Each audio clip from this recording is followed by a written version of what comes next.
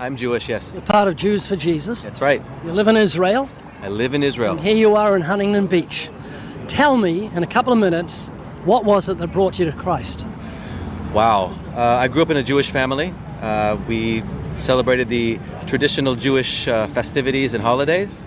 Had my bar mitzvah, Jewish summer camp. I learned Hebrew and went to live in Israel in my early 20s.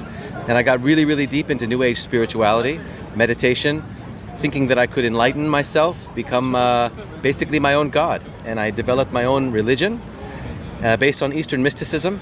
And it was great when I was in my 20s because I was traveling the world and single.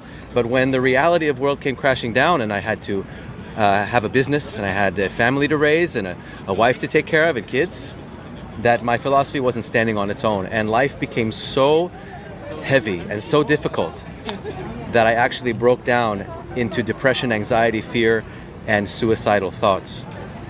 And it was at that moment when I completely broke down, then I said, I don't know what I'm doing anymore.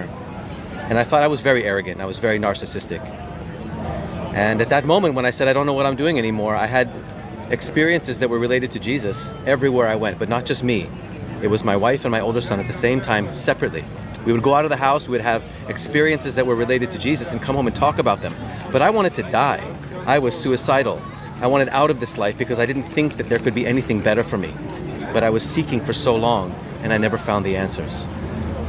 And as I'm having these experiences related to Jesus, I find myself coming back to life, but I'm not doing it. I wasn't meditating myself or changing my behavior or my thoughts to try to create a better attitude and feel better about my life. It was happening inside of me. I hadn't read the New Testament. I hadn't even read the Old Testament, to be fair. But I knew that I was coming back to life. And one day I was in a church for the first time. And it wasn't to impress a girl like when I was younger. It was for real. I went to a church because I was trying to find truth.